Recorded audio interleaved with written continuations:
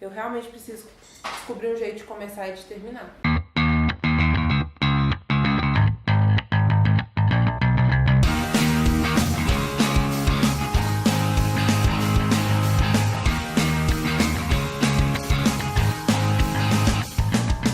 Oi, mais um vídeo pro O Que Não Cabe na Mochila, que é sobre ser criadas por mãe solo.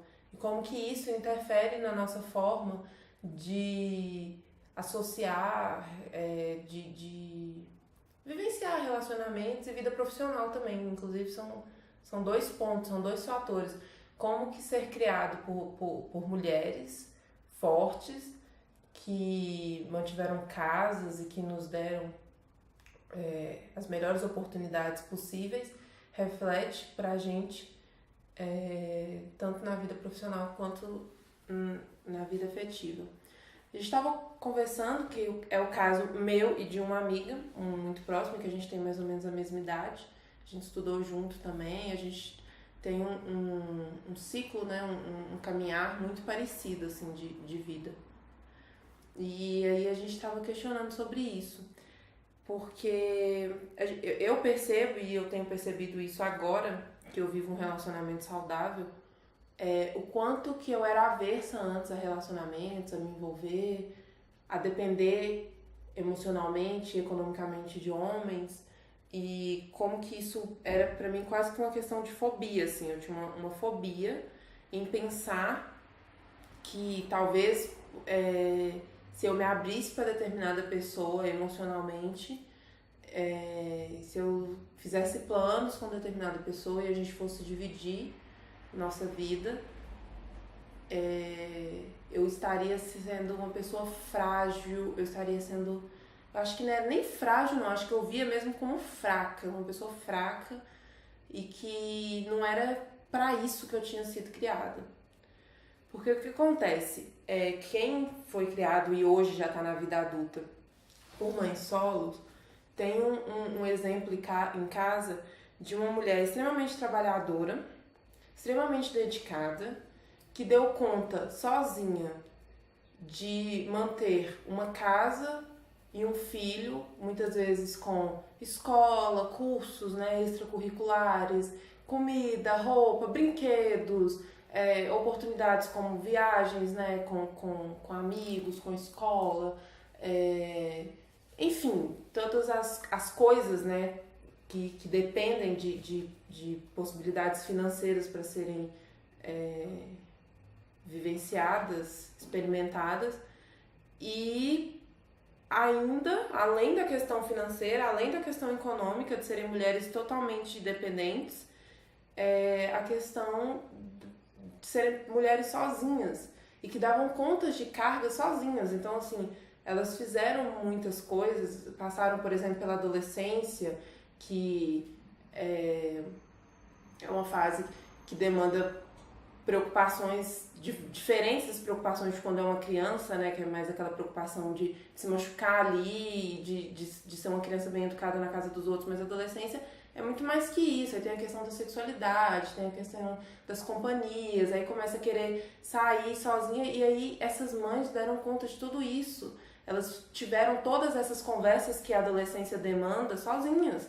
Essas mães, elas tiveram que ser, muitas vezes, a figura paterna, por exemplo, na hora de conhecer o primeiro namoradinho, e serem fortes e firmes para que as pessoas de fora não desrespeitassem suas filhas, nem deixassem de vê-las como meninas que mereciam todo o respeito que muitas vezes a figura de um pai impõe, né, sobre um rapaz adolescente que está conhecendo uma menina, por exemplo. Tem muita essa coisa, né, de vai conhecer o pai da namorada, não sei o quê, e aí tem várias piadas, né, sobre isso, de que o pai é muito ciumento, é muito protetor, então vai meter medo no cara e tal, e tipo, independente das questões sexistas e machistas, voltando a focar na mãe, nessa mulher que teve que passar por todas essas questões e muitas outras também.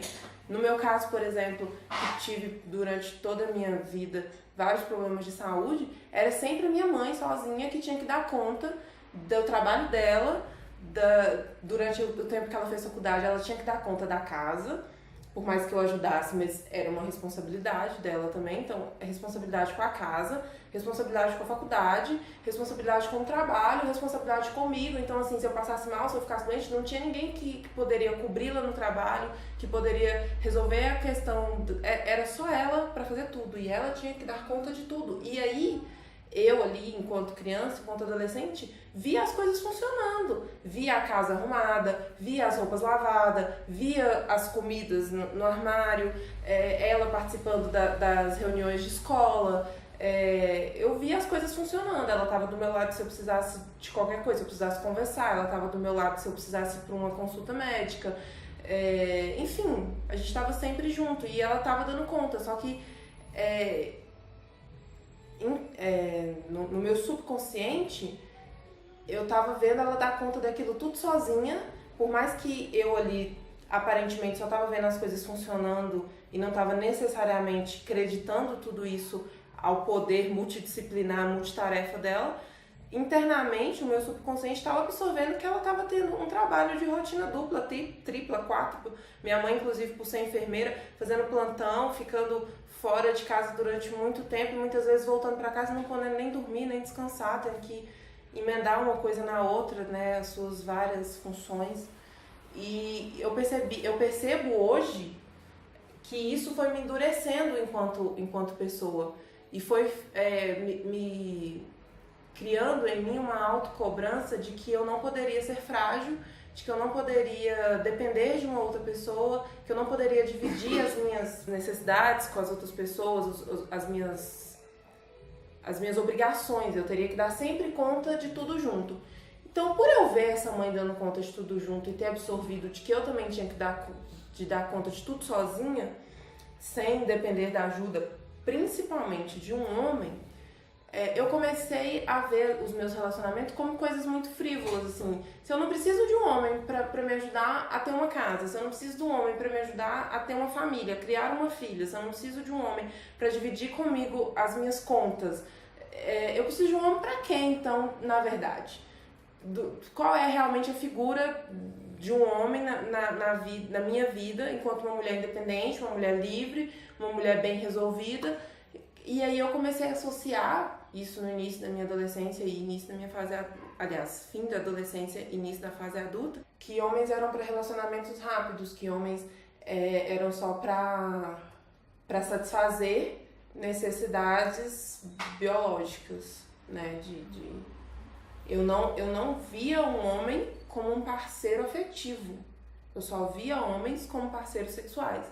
E aí, conversando com essa amiga, porque hoje estamos numa situação completamente diferente, tanto eu quanto ela, e a gente, como eu disse, a gente teve uma caminhada muito parecida durante a adolescência, início da fase adulta, de termos essa coisa também do feminismo, porque a gente foi criada por mãe solo, então a gente teve esse exemplo em casa de mulheres fortes e bem resolvidas e não sei o que. Então a gente começou a nossa vida sexual pensando muito mais na questão da satisfação do que na questão de construir algo interessante, né? Uma coisa bacana com uma pessoa, construir um relacionamento de troca, de aprendizado, de carinho, de afetividade, de trazer uma outra família para agregar a sua, de fazer planos a longo prazo. Eu nunca me permiti, nas minhas relações, fazer planos a longo prazo. Eu tinha essa armadura tão imposta à minha personalidade que eu já ouvi de um companheiro, de um namorado, assim, deixa eu ser um pouco homem, deixa eu participar um pouco, deixa eu fazer alguma coisa, deixa eu ter o meu papel. E essas questões todas, né, cabem infinitas divagações sobre a perspectiva do outro também, do machismo que é nosso também, e que essa questão da construção do feminismo, ela também, às vezes, a gente mistura um pouco, quando a gente não tem muito conhecimento, a gente não tem muito entendimento do que é realmente ser feminista, a gente acaba se tornando um pouco machista também, porque a gente não consegue entender muito bem essa desconstrução da sociedade e a gente mistura um pouco as estações.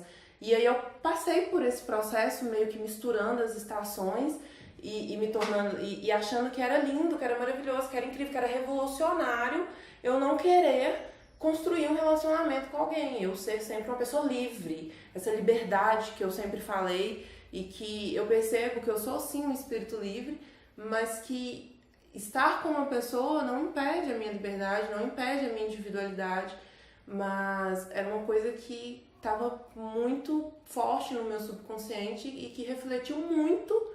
Não estou culpando de forma nenhuma, muitíssimo pelo contrário, a minha mãe, né, por isso, mas foi uma coisa que eu absorvi, e aí também vem as questões, a galera da psicologia vai entender melhor, essa questão de como você absorve e como que você ressignifica aquilo, né? Tem gente que numa situação como essa, de ser filho de uma mãe solo, que não, né, não tinha um companheiro, se torna uma pessoa extremamente romântica, que tudo que quer na vida é construir uma família, ter a família dela, é casar logo, para ter muitos filhos e ter aquela coisa de casalzinho e tal, enfim.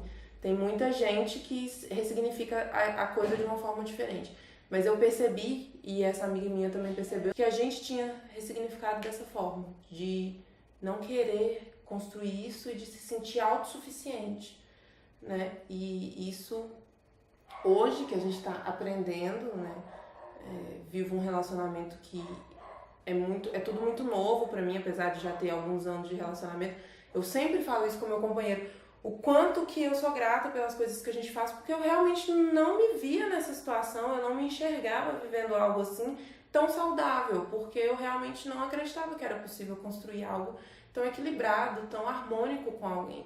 Eu sempre vi relacionamentos de uma forma muito radical, pro lado negativo, né? Não conseguia ver que é uma questão de vivências, de pessoas. Eu sempre pensava, não, que todo mundo, tanto que eu tinha um bordão de uma frase que eu falava muito, que casamento, assim como toda outra instituição, era uma instituição falida. E isso, hoje, pra mim, não faz o menor sentido, porque hoje eu tenho exemplos e hoje eu acredito que é possível, sim, construir um relacionamento e casar e fazer uma família e ter uma vida feliz, equilibrada. Claro que vai ter as brigas, enfim, mas tudo é questão de crescimento, de evolução, e que é uma coisa que as pessoas vão escolher fazer juntas. Mas enfim. E aí, além dessa questão de relacionamento que a gente fez toda essa análise, a gente ainda divagou um pouco menos sobre a questão profissional, porque a gente via as nossas mães trabalhando tanto